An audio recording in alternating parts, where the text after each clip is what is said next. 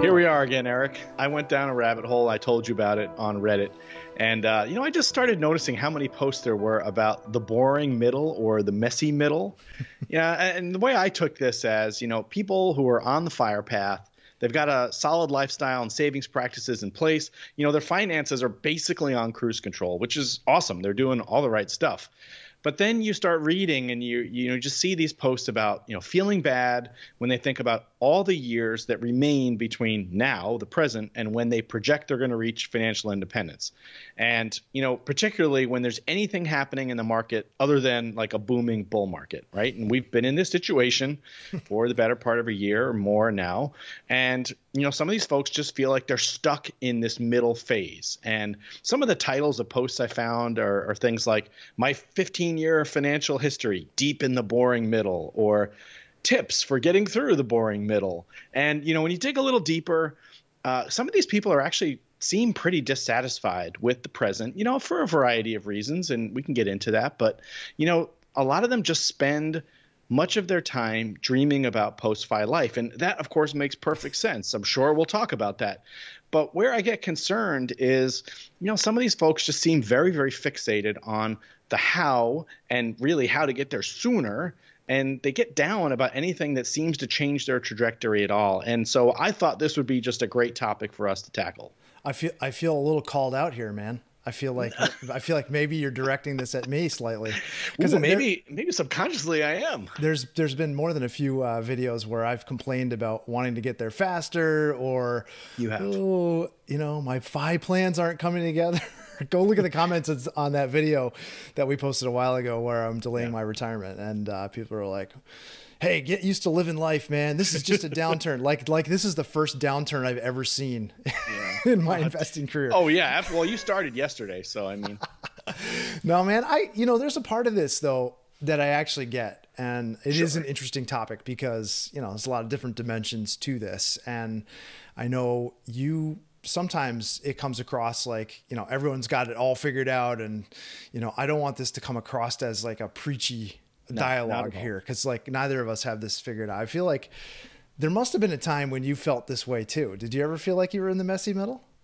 I don't know, man. Probably like the last handful of years, because I think on the plus side, I didn't know what I know now. Right.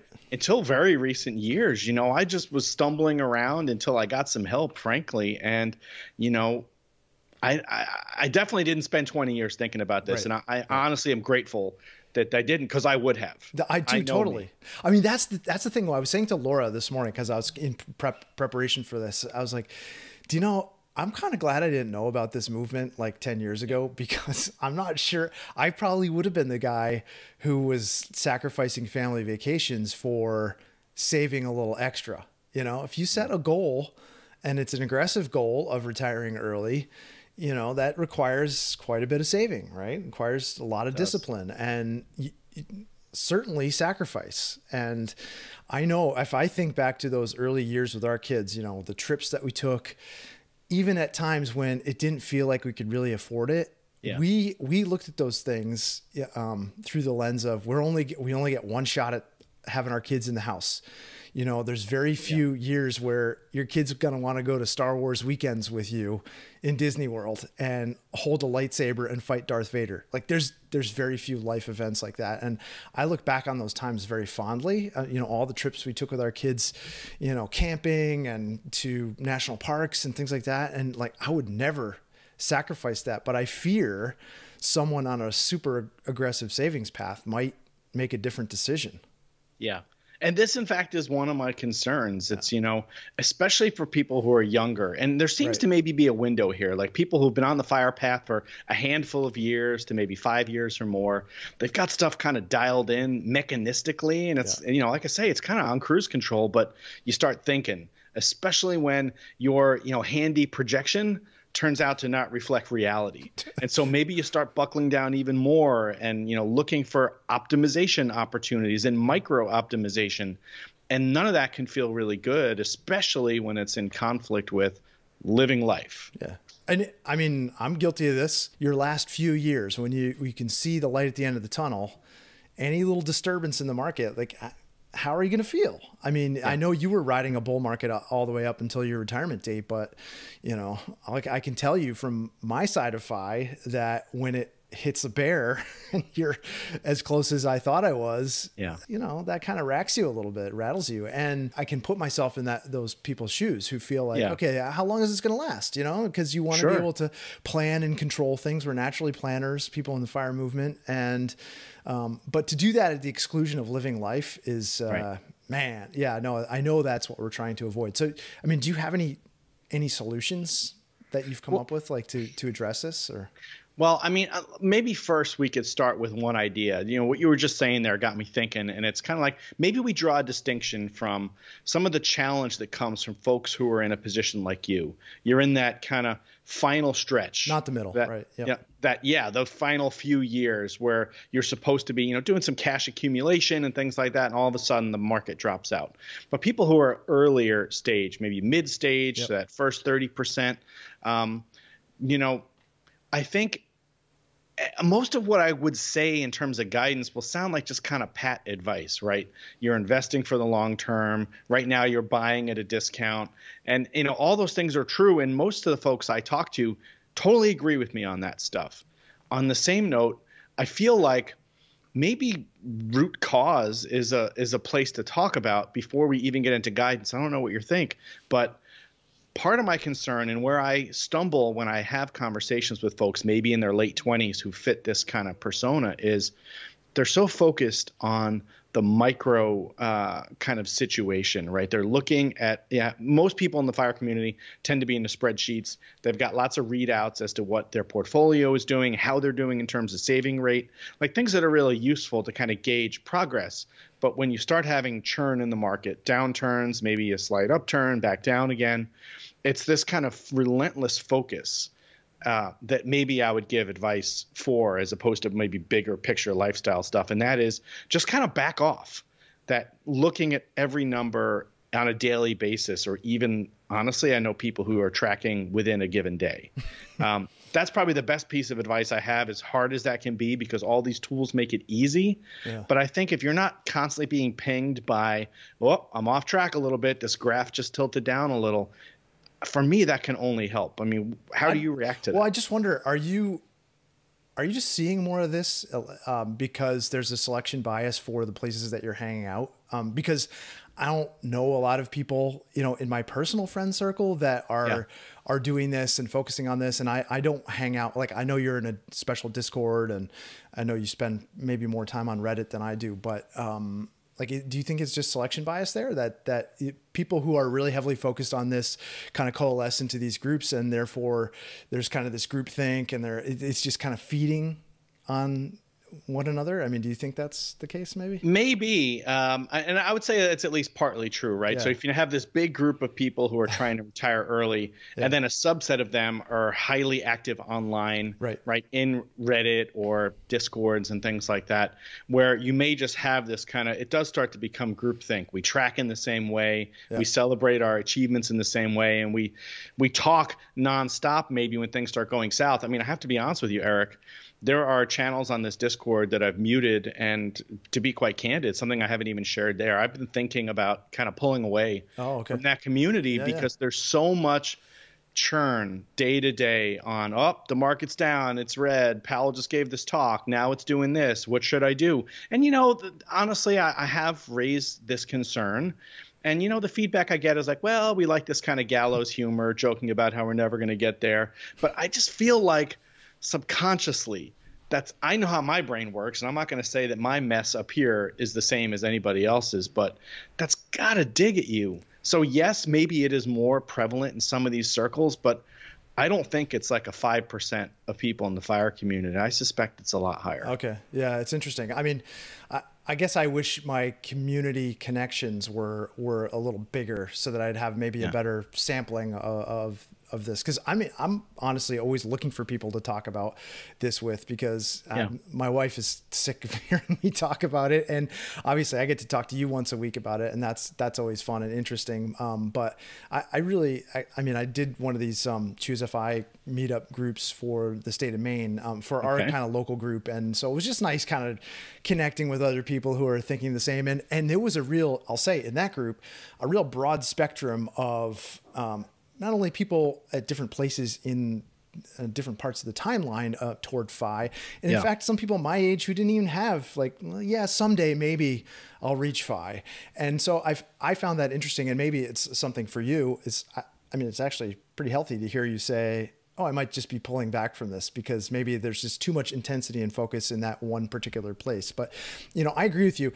Any kind of micro optimization over a long period of time, of course, it's going to dig at you. And if you're looking at all the data, you know, coming in every day, it's not pretty right now, certainly. And I remember it being a lot more fun 2 years ago, seeing the numbers change in the portfolio going up and up and up. I have to ask you, because you were texting me over the weekend, you know, we had just had this chat about you upping your budget, your spend, right? Your withdrawal rate, because you're withdrawing way below what you could actually be withdrawing. And you were in the spreadsheet, I have to believe, for a long time this weekend. And I know there was a very specific goal there, but you're a micro optimizer.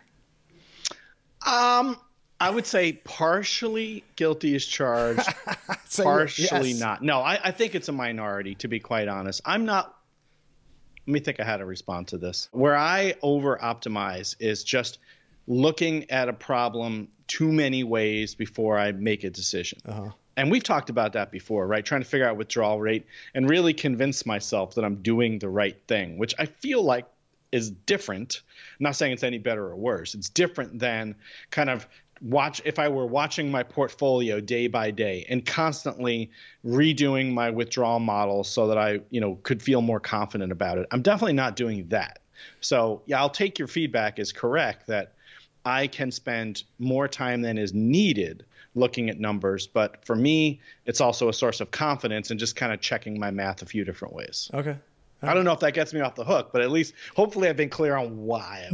I think it's easy to see this group of people doing one thing and draw a distinction where, sure, you know, it's actually, as an outsider looking at it, it's kind of similar to me. You know, it's messing with the dials. And, you know, if I look at what you and I, the last discussion that we had about your portfolio and the drawdown rate, I was like, oh, it's easy just to pump that dial up because you're still making it to a fail-safe withdrawal rate. But you had a hard time with that. And, you know, you and I had discussions a while back, maybe about a year ago, where I was in the portfolio all the time and I was paying attention to the market moves, and I've just given up on that for those reasons that you would really encourage me to step back and say, you know, just check out a little bit, man. You don't have to do that. And I have to say the happiness factor and the ease with which I can invest now is just so much different. Like, I don't think about it. Every Thursday, that's the investment day. I don't care. You know, if Powell gives a speech on Tuesday and the market swung wild, I don't care. I'm just doing it every week. The discipline of that feels good to me, rather than riding the emotional roller coaster of, oh my God, my portfolio is down, you know, a couple $100,000 today or whatever it is, you know, I mean, so I agree with you. It probably doesn't feel good. And probably for you, you know, instead of being the old man yelling, get off my lawn. Exactly. You got to check out, man. Yeah, no. And we're all guilty of that, right? Yeah, no. And I think, you know, yes, from a pure financial standpoint, I think there are a reasonable number of kind of parallels to draw post-FI and pre-FI. Just as it would be bad to be overly analytical about watching your portfolio go down and stressing about it, it's not any better to be stressing about, you know, your portfolio not increasing at the rate you thought when you're contributing all this. And I know that also doesn't feel good. You know, people talk about how much money they're plowing into their portfolio, and they're barely seeing it go up or might even be negative in some periods of time, that month or that quarter. And so, you know, I'm sure what that feels like, right? Totally. Yeah. I mean, but it's not going to make me change my behavior. You know what I mean? Yeah. I'm still doing it. I'm still plowing it in, even though it doesn't feel good.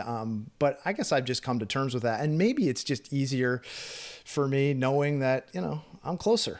And for someone maybe in the messy middle, they're thinking, oh, geez, well, this extends my timeline like, 5 years or whatever it might be. I don't know what the thought process is there. But, it's always curious to me to think about the behavior with respect to what is the hard work that you actually need to do. And the thing that can make the most difference, in changing a portfolio is not like twisting the dials and changing the asset allocation and making minor adjustments and seeking alpha, all these things that are very, very hard to do for even, these huge financial institutions can't even get that stuff right.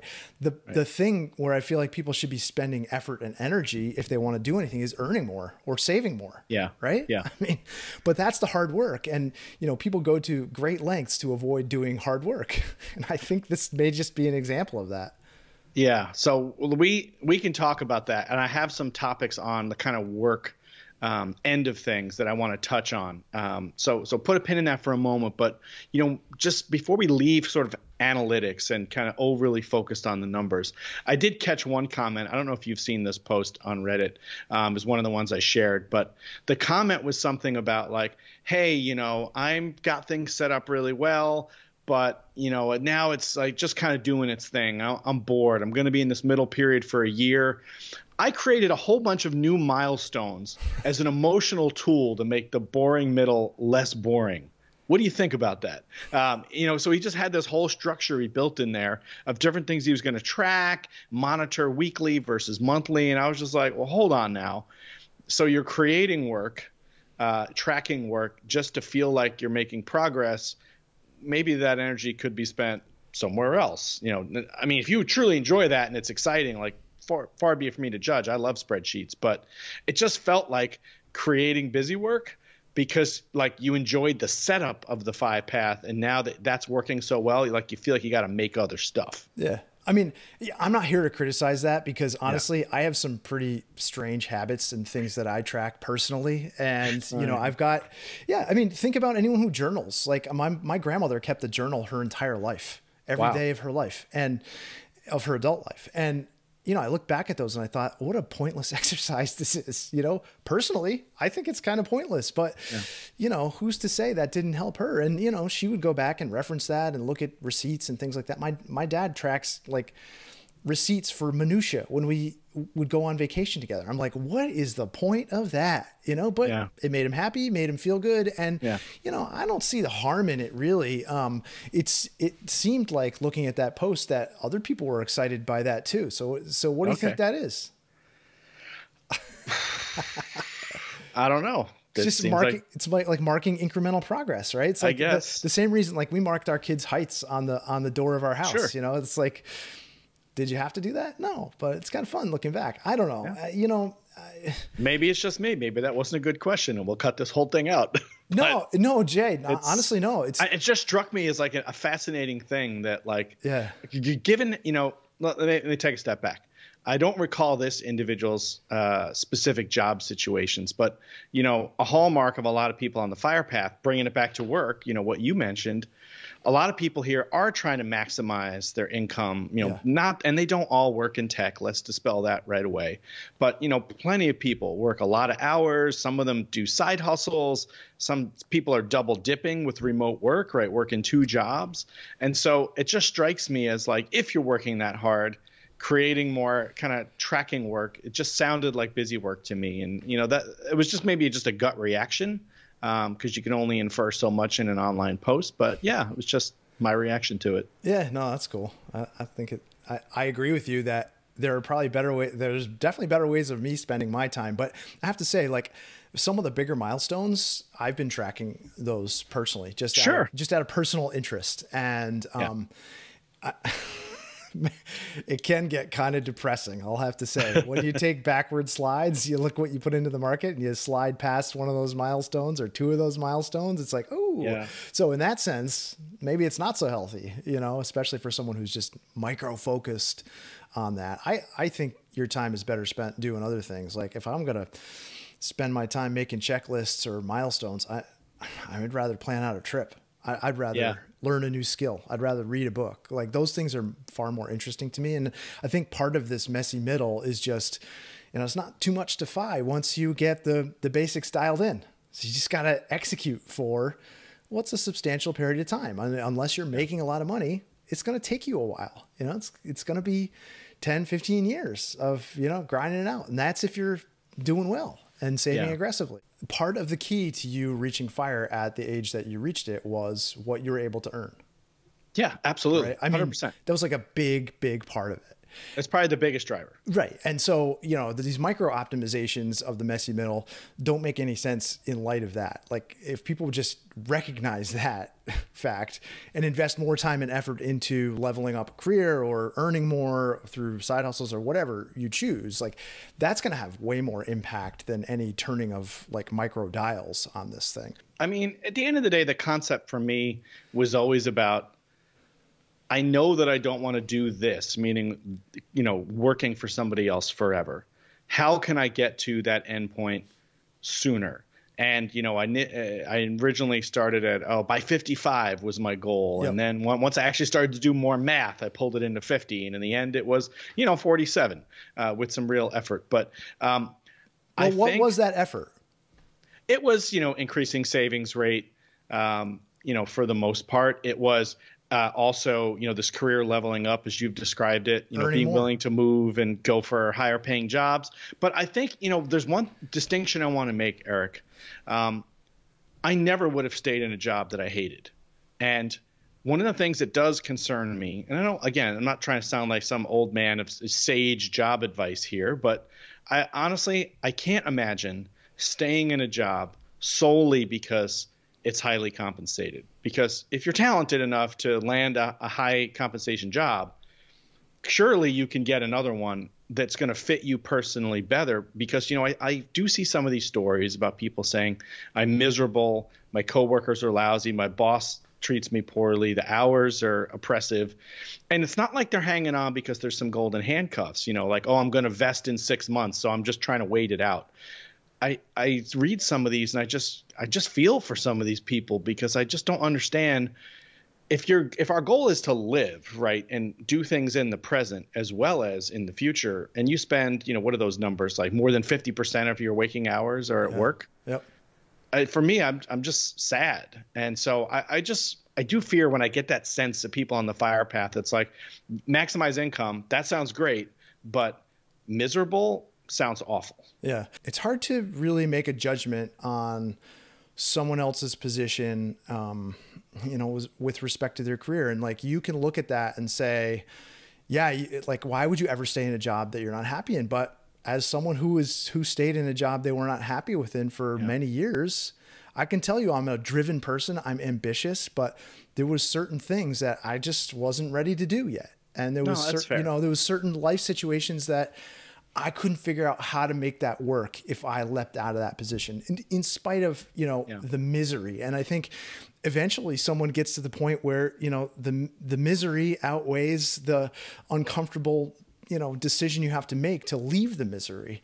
And when that point happens, then someone leaves. But I do feel like it's hard to judge that really as an outsider. And, I see what you did and I'm like in awe of it, because I think, he made every move he could.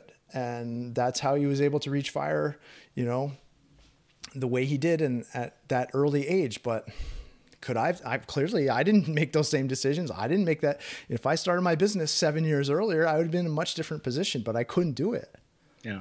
No, I appreciate that, Eric. And I thank you for making that so clear. I don't mean to be dismissive of anyone's situation, because, there also could be cases where someone simply can't, right? They're in a rural area and there's one employer that covers the type of thing they can do, and they need to be close to family, and that would be perfectly understandable. So yeah, I don't mean to come across as judgmental. I guess this overarching idea of concern is just the one I have in my head for just people living life. Yes. One of the comments that resonated with me, and I don't know anything about the person that made it.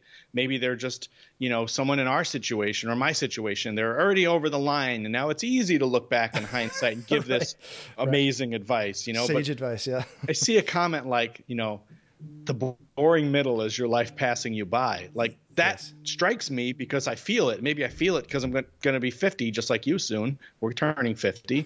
And it's like, damn, like, you know, between 30 and now, like a lot happened. Yes. And we made a lot of good memories with our families. And, you know, yes, we practiced deferred gratification and saved and, you know, didn't let lifestyle creep, you know, hurt us too much.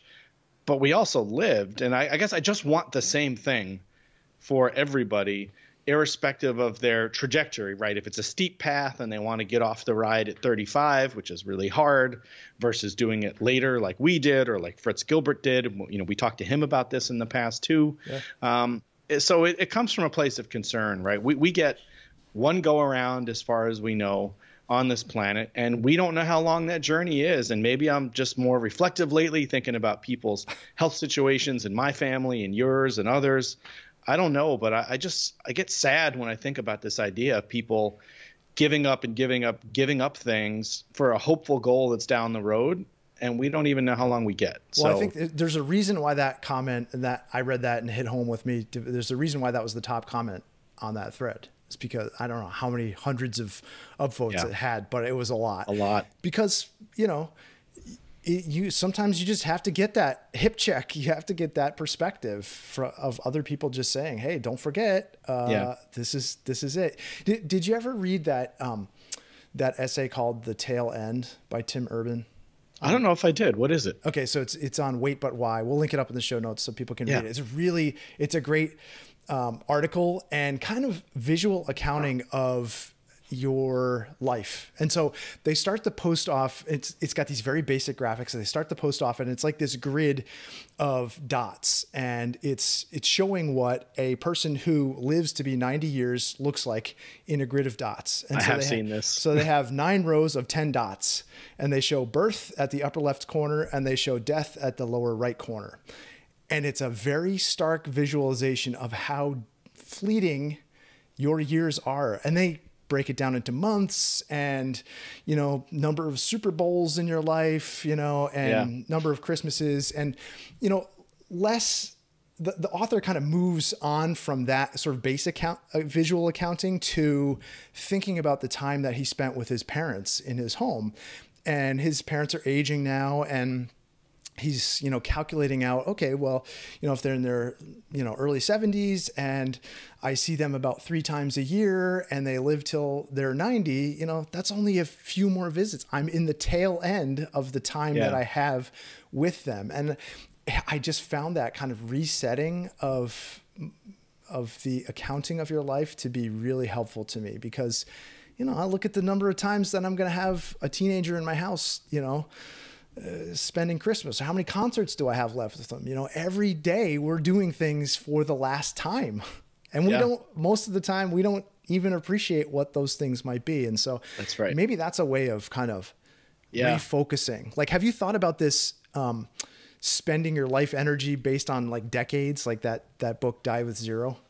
Well, Die With Zero is funny. It's a book I've linked to in the show notes before, and I've read quotes from it. And just as recently as this morning, I came to the conclusion that I need to read it because, you know, it was a financial conversation. It was in the weeds, and then all of a sudden they got on this lifespan topic, and someone made the comment that, like, and how he says that, you know, by the time your kid's 18 and they're getting ready to leave the house, you've spent 90% of the time you're going to spend with them. Yes. Period. It's shocking. Like, that's shocking. That's shocking. Yeah. It's like, and you know, you know, we're facing next year will be when our teen goes off to college. You've already got one in college, one right behind them. Right. And just numbers like that, I mean, they're kicking the ass. And I'm not saying that I was thinking about those at 22 or 25, because I wasn't. Right. Right. I really, really wasn't. I was thinking about the present mostly and how do I retire. Totally. But here's perspective's everything. Here's one of the things like.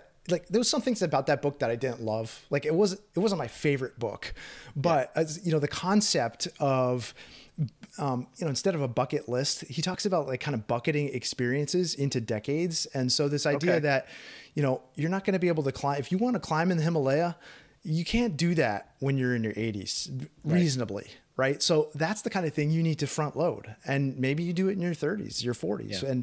And so maybe that's a kind of reframing of this messy middle for people who are really struggling with that. And I always find like the diversions of planning trips and travel for me is just man, that clears the decks.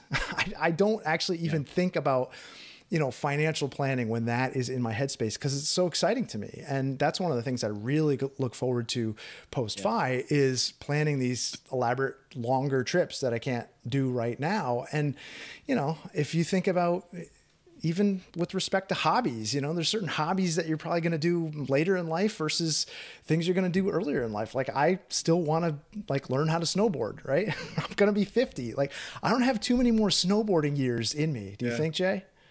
I mean, based on our peer group and what's happening with joints and backs, I would say, no. But on the plus side, you're in good shape, so you'll get more years than the average. Okay, thanks. So is that on your is that on your possible futures list? It's one of the things on there. I want to come back to this point because I think it ties in here really nicely. One of the things I've appreciated the most that I've learned from you in the last couple of years, in doing this show and having these conversations, is just how much thought you and Laura put into thinking about things you want to do or might want to do post retirement.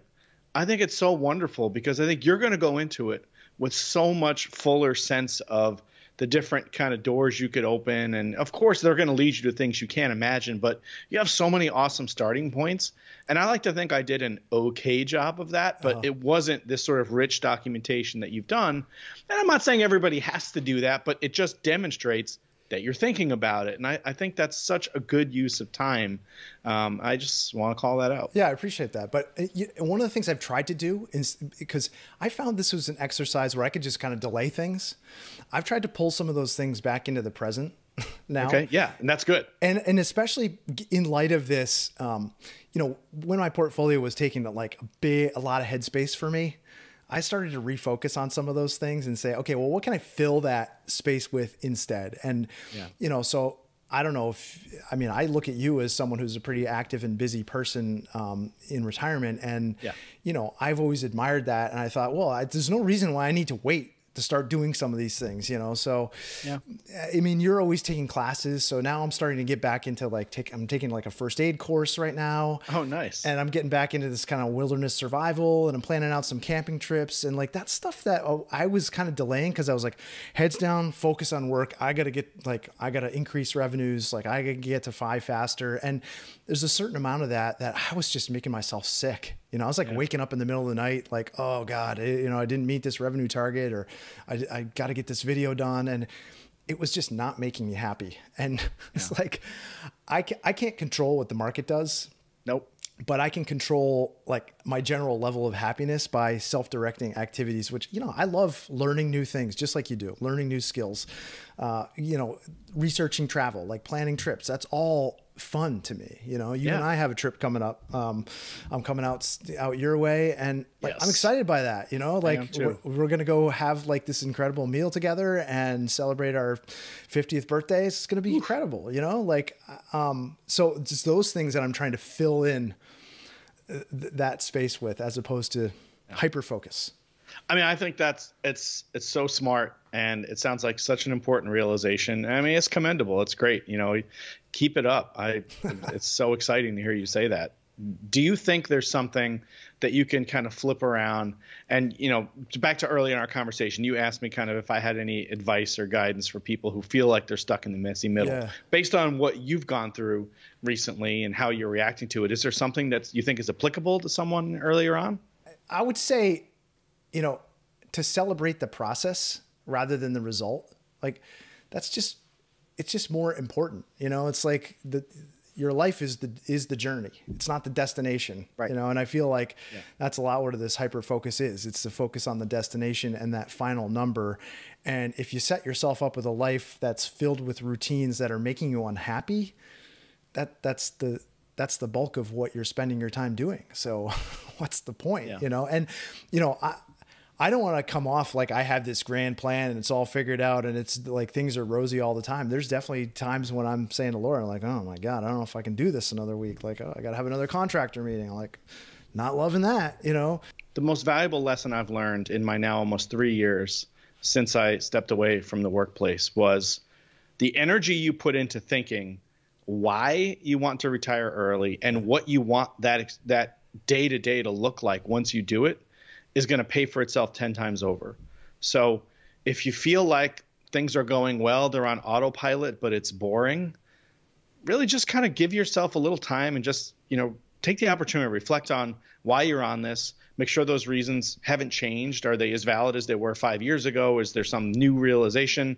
And if all that's in order, what do you hope to do? Because, there's so many posts about, I'm worried about being bored in retirement by people who are on the path. And so that to me is a symptom, but really it's an opportunity, right? It's how can you go forward with confidence and feel like I am truly working towards something for the reasons that are most important to me. And I don't mean to say that that's a solution to feeling like you rightfully have 10 years or 15 years or whatever people are projecting to their end goal. But it kind of, I think, along with just living life and valuing every day that we get, think about what you're working towards and why it's going to be so great. I don't know. It's hard to too pithy. I feel like it's maybe just a different perspective that you can have post FI, right? And it's maybe easier to have that kind of opinion when you're seated where you are, as opposed to being in the messy middle, when there's 10 or 15 more years to go or whatever it might be, it's hard. And so that's why I say the process, it feels like, you have to be more comfortable with like the day to day. And, for me, like traveling, like planning a trip, the planning a trip is not just, when I'm going to go on that trip. It's buying the guidebooks. It's reading about the place. Sure. It's researching restaurants, and, it's thinking about maybe the vehicle that I'm going to drive and getting all the supplies for that and loading that, it's the whole body of it. And then when I get there, it's not just, it's like documenting it. It's taking photography and video, and maybe I'm doing some writing, and then that carries on like past that. So there's this whole like kind of really cool continuum that you can build out of your life just by plugging in these interests that you have. I think of you as someone just being,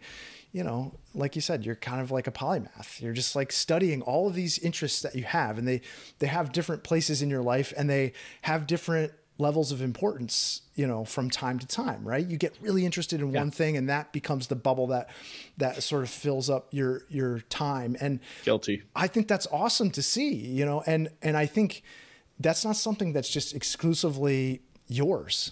That's true. Anyone can have that. And I feel like some of this messy middle, and I've definitely been guilty of this, is just, you have these blinders on and you're thinking like, this is the sole focus of mine, but really you can pull those post-FI things into your pre-FI life, and it becomes richer. And, if I think about building this business and the opportunities that have been created because of that, like I see that carrying me forward into the future, whether or not I earn money from it in the future or not. So that, to me, that's a blueprint that anyone can borrow and use to build a life around. If you don't have an interesting life, you got to design one. So for you, Jay, obviously you've crossed this threshold that everyone's looking forward to. What do you wish you could have planned for better? What can someone in the messy middle do to set themselves up to be where you are? I think the things I missed, and it took me months to realize this, and that I've written about it, we talked about it, and you helped me get through it, honestly. I wish I had taken time while I was still working to just describe a simple list on a piece of paper, the things that I get from work that I value, that I get so much positive reinforcement from, and that were going to go away when I stopped working. And I'm not talking about a paycheck. I'm talking about all these intangibles, right? The feeling of achievement, the satisfaction of mentoring somebody. That was a really big one for me. I supervised lots of people in big teams over the years, and I loved, watching someone build their skills, help them, redirect their energies, watch them succeed again, and just grow into this amazing, human being and a remarkable employee. And that was not something I had anything like when I stopped working, and I hadn't given any thought to those things, and I was going to give them up. And I just found that it turned out that was making me really irritable, because now I'm homebound, especially during lockdown, doing my things around the house, doing more cooking and more whatever. And, I felt like I was underappreciated and I wasn't, getting the validation that I used to get at work. And that sounds like just a trite thing, but it was really important. And I had put no energy into planning for that. And so I think while people are still working and all along the way, it doesn't have to be on that last month, just put this on your checklist, but like, think about like, what do you get from work that's personally rewarding that you would miss? You're not going to miss all the drudgery and the self-evaluations and all that crap that we're all looking to leave behind. But what's the really good stuff that keeps you excited and motivated? Because that's going to go away and you'll want to find a replacement for it. Had I done that, I think I would have been in a much better place. Do you think you could have known that though before it was missing? I think there are some things I absolutely could. If you had, asked me, what are you going to miss about this job? What about working that you don't normally think about even is going to stop the day you step away from the workplace? Because I'm not saying everything on that list is going to get to you, bother you, demotivate you, whatever, but some of them probably are. And if you haven't thought about that life, not about, oh, I'm going to spend my time fishing and learning how to cook better, but I'm talking about all those intangible, psychological, personal benefits you get from doing this thing that you spent your career on, no matter how long it was. What's not going to be there anymore? I think I could have done it had I, been posed those few questions. I would have gotten some of this stuff, I think. All right. Yeah, cool. So it wasn't Monday morning meetings or something like that? Check-ins? Definitely not. No, definitely not personnel evaluations. And right. Yeah, Laura's doing those right now, and I can see the pain that's involved. That stuff. All right, man. Well, the messy middle is your life, so live it to the fullest possible, because it could be the messy end. It's pretty brutal. It is. I mean, a thought I have. Not only is there no intent of being judgmental here, neither you or I think it's also important to remind yourself on the fire path, you're doing something really commendable and something that is not easy. Yes. You're stepping outside the normal experience. Surely anyone on the path has tried to explain fire to multiple people in their life, and some people just don't get it and will call you crazy. And, you're doing things that are hard. You're saving at sometimes remarkably high rates. You're practicing deferred gratification, and you're sticking to a plan. That's all awesome, and you're doing great work, and you're going to get to your goal if you follow through on all that. So I think what you and I are really trying to say is just enjoy the journey. Your time is so valuable. Get the most out of it you can. Don't over-focus on the analytics. You got this. The 5 movement selects for weirdos. That's what I just heard. I'm in it, so there you go. Yeah, no, man, I'm with you. I'm trying to do my best too. I hope this doesn't come off as judgy, because you and I are both guilty of this at different levels and at different phases and stages. And so think of this as just kind of a hip check and a reminder to stay focused on the present. Yeah. Stop talking about the messy middle. Don't put it in your titles. You don't need any more karma on Reddit. You're going to be okay. You got this. And you got to, check out a Reddit a little bit, buddy. I got to step away from the Discord. Okay. I'm on a break right now. Oh, okay.